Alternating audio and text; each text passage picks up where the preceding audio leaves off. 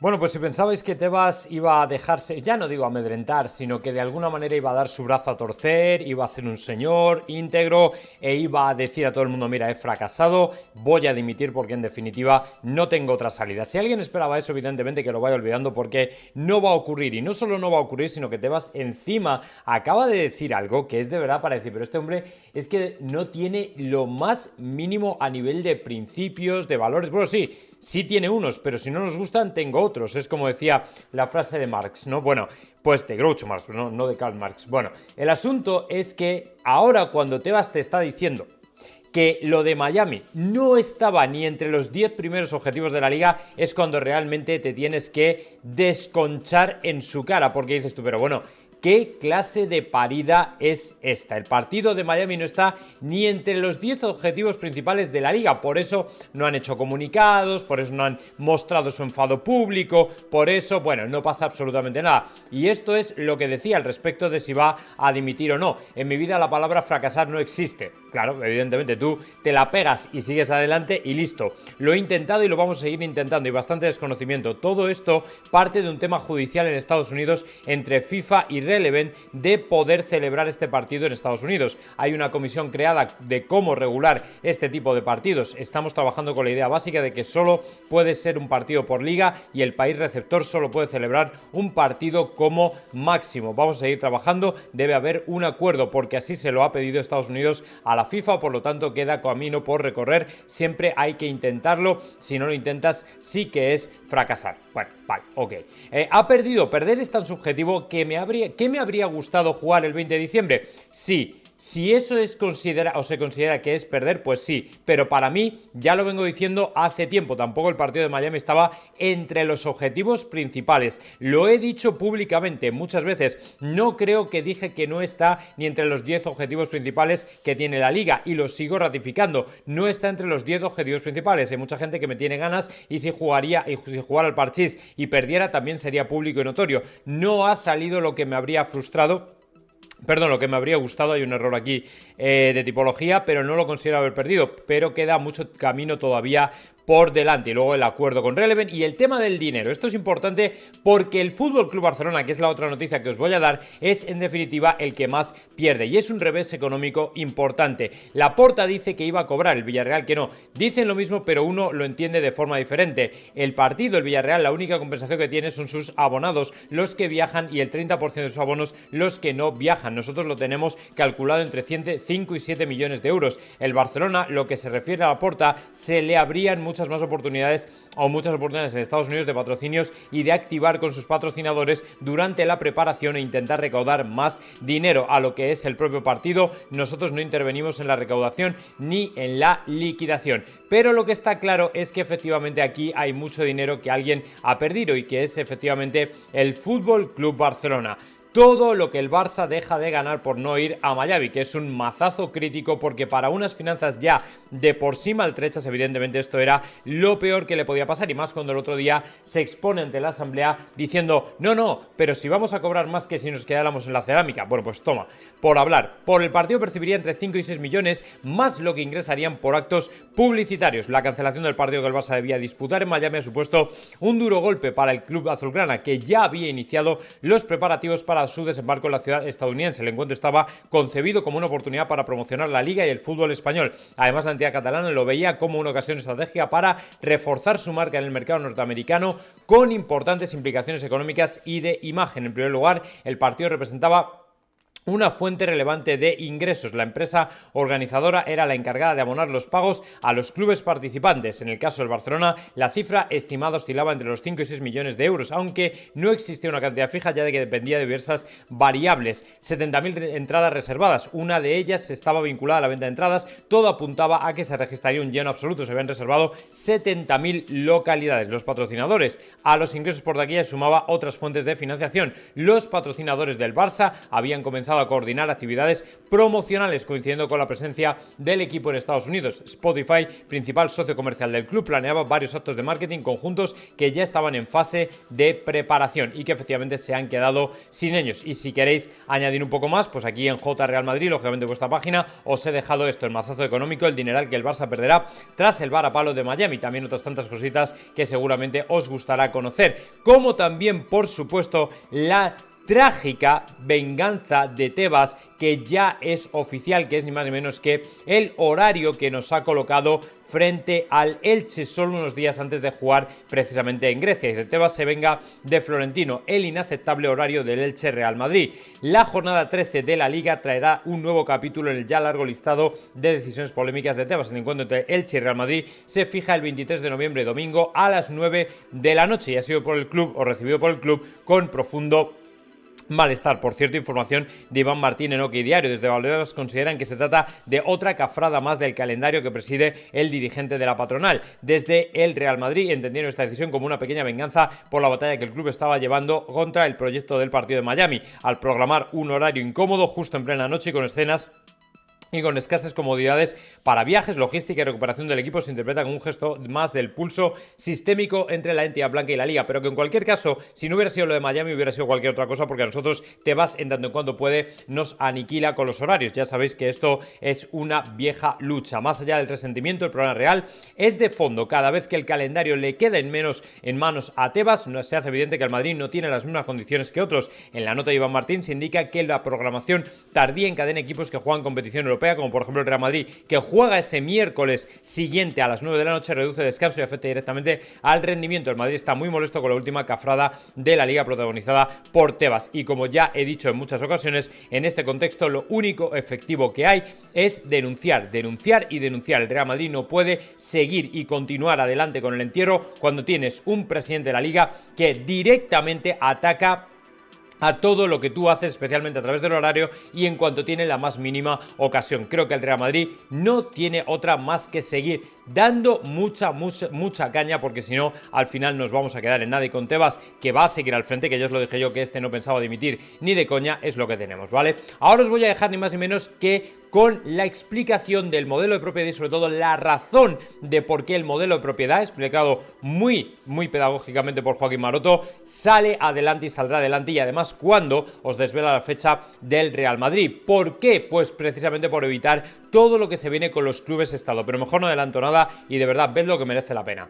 También es verdad que, claro, en teoría tienen que pagar una penalización si quieren irse realmente, porque de boquilla nos vamos todos, pero luego ya cuando toca soltar y rascarse el bolsillo es diferente. De hecho, hasta donde yo sé, todo el mundo sigue dentro, casi todo el mundo, por el tema de la pasta. Pero claro, yo creo que la idea es, bueno, lo dejamos morir y que eso muera solo y así no nos piden nada. Pero el tema es, y esto sí que es lo bueno, además del abrazo o el reajuntarse con Ceferín, ¿ha dolido a Florentino ese abrazo también con Al-Khelaifi particularmente? Bueno, a Florentino, vamos a ver, lógicamente, Florentino en este momento tiene tres enemigos por parte de ellos que llevan tiempo tratando de hacerle la vida imposible. Uno es Ceferín, el otro es El Khelaifi y el otro es Javier Tebas, ¿no? Entonces, todo lo que sea aproximarse a cualquiera de estos tres, que por cierto son el eje del mal, o sea, es una cosa que ahora te contaré, así pero te voy a dar las razones, no porque yo lo piense, sino Sí. porque realmente es así, ¿no? Pues a Florentino pues no le gusta, ¿no? ¿Cómo le va a gustar eso? No le gusta nada. Mira, Ceferín ha ido a por el Real Madrid desde el día que llegó. No me preguntes por qué, pero joder, ha tratado de hacer la vida imposible en los despachos, en el campo, o sea, de todas las maneras posibles, ¿no? Mucho más, desde que sale el tema de la Superliga ya ha sido una cosa exagerada. Al-Khelaifi tiene unos celos enfermizos del Real Madrid. Yo creo que en su idea siempre ha estado hacerse con el Real Madrid a través de los fondos soberanos de Qatar, coger y quedarse con el Real Madrid como se quedaron con el PSG, pero no ha podido. ¿Qué me No ha cuentas? ¿En podido hacerse serio? con el... Yo creo que sí, yo creo que Al-Khelaifi y el Estado de Qatar siempre han tenido en la cabeza digamos, el sueño o la intención, o sí, el sueño, ¿no? de quedarse con el Real Madrid, de poder hacer una operación como lo que hicieron con el PSG, pero nunca han podido precisamente porque Florentino ha sido presidente y Florentino ya lo dijo cuando llegó a la presidencia, eso me acuerdo yo perfectamente porque estaba con él y además sé por qué se hizo, ¿no? Dijo que el Madrid va a seguir siendo de sus socios toda la vida. Y por eso ahora, 25, que han pasado 25 años desde entonces, como las cosas han ido evolucionando, hombre, y él ya va cumpliendo años, pues quiere asegurar, digamos, que esa propiedad de los socios, pues de manera intemporal, de sine die, para toda la eternidad, ¿no? Y de ahí que en la próxima asamblea de compromisarios, que ya te digo que va a ser en la primera semana de noviembre, seguramente el primer fin de semana de noviembre, igual hace la publicación, bueno, la tienen que hacer esta semana porque se tiene que anunciar con 15 días de antelación, pero en noviembre va a haber dos asambleas, la asamblea ordinaria y una asamblea extraordinaria para votar el cambio de modelo jurídico del club, precisamente para intentar ir a un modelo que impida que llegue un jeque y se quede con el Madrid. Claro, ahora te iba a preguntar, porque lo tenía aquí apuntado sobre el modelo de propiedad, quería dedicar un epígrafe en concreto, por eso prefiero que nos quedemos ahí, pero para volver precisamente al Khelaifi y esa idea que tú dices, o supones, entiendo que basada en cierta información o alguna cosa que te haya llegado, de que ellos realmente podrían quedarse o querer quedarse o haberse quedado con el Real Madrid. ¿Tú crees que alguna vez lo intentaron o todavía incluso en el futuro podría ser algo que tuvieran en la cabeza? No lo han podido intentar porque jurídicamente era imposible, porque el Madrid nunca ha tenido participaciones sociales. Es decir, el Madrid siempre ha sido de sus socios y además la fórmula que tiene el Madrid como sociedad deportiva, al no ser una sociedad anónima, no puede llegar y comprártelo, ¿no?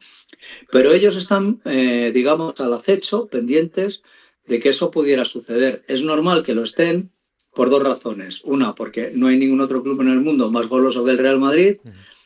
Y dos, porque todos los clubes en España, menos el Real Madrid, el Athletic Club de Bilbao y el Barcelona, han ido haciéndose sociedades anónimas. O sea, que no había por qué pensar que los demás fueran a ser distintos, pero el Real Madrid lo ha sido. El Athletic Club de Bilbao también, y yo creo que estos dos lo van a seguir siendo. Y el Barcelona, yo creo que quiere serlo, pero ya veremos si lo consigue, ¿no? Pero el Madrid y el Athletic Club, seguro.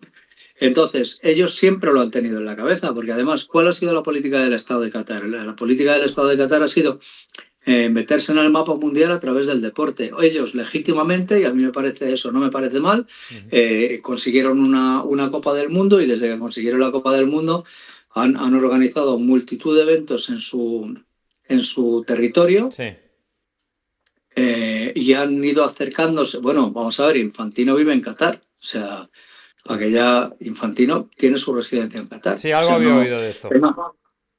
No, tiene su residencia en Qatar. Es más, yo sospecho que esto, pero bueno, esto ya es una maledicencia, pero yo la digo, ¿no? Porque lo sospecho. Barrunto, que se ha pasado el Mundial, que se han pasado el Mundial de 38 equipos, o sea, perdón, de 32 equipos que han sido siempre, hasta el último, hasta la última Copa del Mundo, precisamente la de Qatar, se ha pasado de 32 a 48, ha sido precisamente para que Qatar, después de disputar su Copa del Mundo, pueda estar en la siguiente Copa del Mundo. O sea, se han ampliado 16 selecciones, no ha sido porque quieran pasar de 80 y tantos partidos que tenía a los 104 que va a tener, pero como comprenderás, bastante fastidiado está el calendario como para meter encima 104 partidos del Mundial, ¿no? Claro. Pero yo creo que lo han hecho para dar entrada a países como Qatar, que de otra, fundamentalmente a Qatar y a China, que de otra manera, es decir, sin una ampliación, hubieran tenido muy difícil clasificarse por los siglos de los siglos.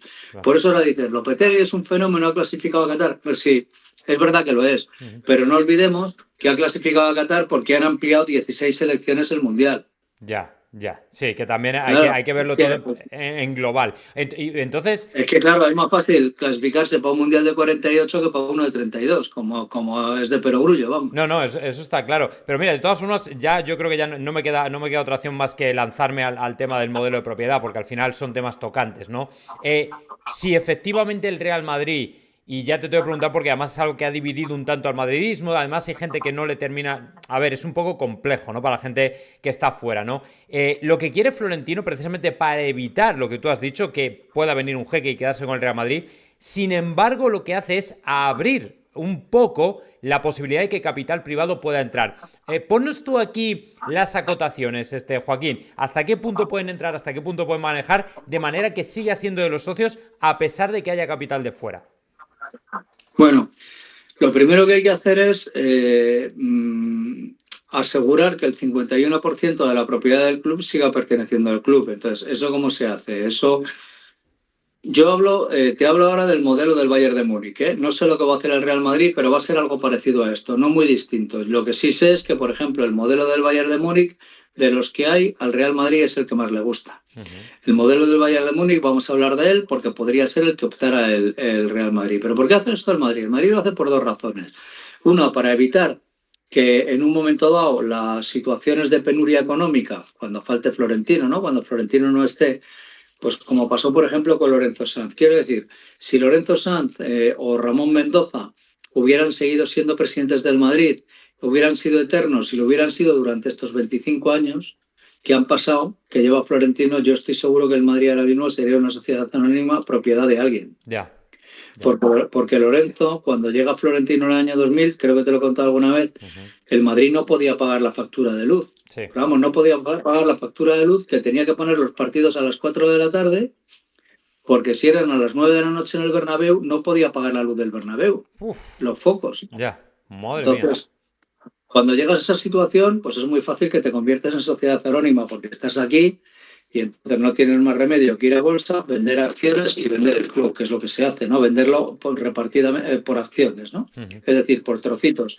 Pero ahí solo falta que llegue uno con mucha pasta y diga, pues me compro la mitad más uno y ya soy el dueño, ¿no? Claro.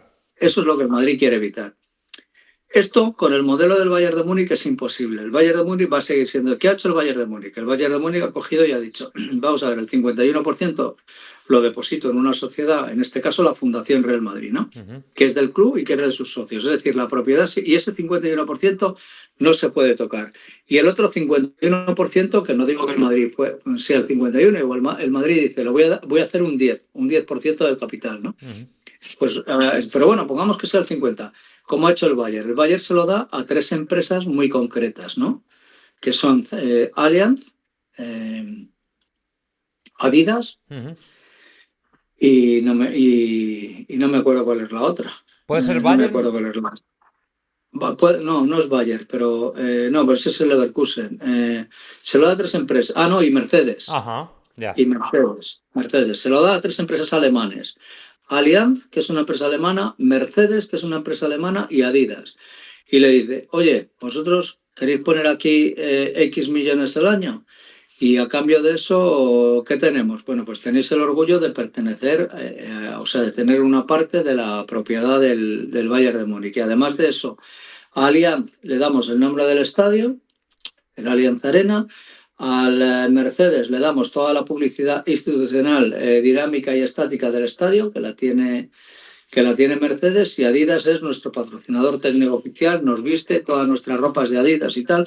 Entonces, para las empresas, digamos que es una publicidad, una venta de imagen y tal, obtienen un retorno del Bayern de Múnich. ¿Y el Bayern de Múnich qué obtiene? Obtiene una inyección económica que le permite seguir compitiendo con los clubes Estado. Claro. ¿Qué? Pues que es de lo que se trata, porque si no, ¿qué pasa? Que cada año que pase el PSG va a ser más rico y el Real Madrid va a ser más pobre, digámoslo así. Claro. No más pobre, pero con menos capacidad de ingresos, porque los ingresos del PSG son ilimitados porque le mete dinero Qatar, ¿no? Le mete dinero del gas y del petróleo. Y eso, como los árabes son más ricos durmiendo que despiertos, porque hoy se van a dormir y mañana cuando se levantan resulta que el barril de petróleo vale más caro que ayer. Entonces, durmiendo, claro, es la realidad. Entonces, ellos se van haciendo más ricos. ¿Qué pasa con esto? Pues pasa que sale un jugador como Doué, pum, para acá. Sale un jugador como Dembélé, pum, para acá. Todos los buenos, tras. Y llegan y te los compran, ¿no? Chelsea, te los compran todos, ¿no? Y si no son ellos, es el Manchester City, que es otro jeque. Entonces ellos se van haciendo más fuertes porque tienen ese poderío económico y para competir con eso te hace falta dinero. Claro. Y tú, de los ingresos recurrentes que tienen los clubes que son sociedades anónimas, como el Real Madrid, que son las taquillas, la televisión y los socios, eso tiene un límite. Entonces tienes que buscar la manera de generar más recursos para cuando salga el Messi del siglo XXII, que el Real Madrid pueda optar a comprarlo por encima de los clubes Estado. Claro. Y esto es de lo que se trata. Entonces, te he contado el modelo del Bayern de Múnich es ese, ¿no? Sí, pero bueno, pues tú imagínate... Claro, pero un poco nos has arrojado un poco de luz sobre un tema que para mucha gente es contradictorio porque dice, bueno, si quiere que sea de los socios, ¿por qué abre a nuevas empresas? Claro, pero es mejor abrir a empresas que a lo mejor tú puedas señalar o elegir antes que alguien completamente random, aleatorio, llegue de Oriente Medio y te compre, coño, pues por el ejemplo que has puesto tú, el de los propios jeques de Qatar, que compre al que la IFI, que compre el Real Madrid, pues para evitar eso, es la idea, ¿no? Exactamente. Es que no es lo mismo sacar el 49% de las acciones al mercado, que llegan y dicen, no, le doy una acción a cada socio y no sé qué. Y luego los socios llegan y alguien se hace con el listado de socios, no digo que todos, ¿no? Pero algunos, y llega el Calafi y al menudeo vaya comprando 1, 2, 3, 14 y se haga con el 40%. Exacto. Eso no va a ser así. O sea, eso no va a ser así. Eso es que el Real Madrid le va a dar una parte de la, digamos, de la propiedad, una parte del control del club a unas empresas, si fuera como el Bayern, que no lo sé, yo creo que sí, a unas empresas para que esas empresas obtengan un retorno como socios del Real Madrid, como socios, pero que no puedan vender eso, Claro. ¿sabes? Porque el Madrid ya se asegurará que eso no se puede vender. Y bueno, el Bayern de Múnich ha cogido 3 empresas alemanas, como te he dicho, 3 empresas punteras, y el Real Madrid pues también las podría coger, porque aquí también las hay, ¿no? Claro, efectivamente. El Madrid, claro, imagínate que fuera, no sé, el Banco Santander, Indra, por ejemplo, ¿no? Por decir, y Telefónica, o Gas Natural, pues por ejemplo, ¿no? O MAU, que es una empresa que está en Madrid, y que ellos quieran participar, ¿no? Y que quieran ayudar y que se organice de esta manera. Que no sé, luego esto lo que sí es seguro es que el Real Madrid esto lo tiene que plantear en la Asamblea de Compromisarios y luego seguramente la Asamblea de Compromisarios aprobará que esto en todo caso sea por un referéndum de todos los socios, es decir, que los socios voten todos, del primero al último, si lo hacen o sí o no. Pero vamos, lo que pueden estar seguros los socios del Real Madrid es que Florentino no va a hacer nada que vaya contra los socios y por lo tanto que vaya contra el club, porque la prioridad de Florentino son los socios y es el club, que no va a hacer nada que vaya contra la propiedad de los socios, en cuanto a que el Real Madrid es de sus socios, y que no va a hacer nada que perjudique al Real Madrid. Eso seguro, y que además, como es uno de los grandes empresarios del mundo, porque dirige una de las 5 primeras constructoras del mundo, sabrá elegir la fórmula para hacerlo bien. Y sobre todo, y más importante,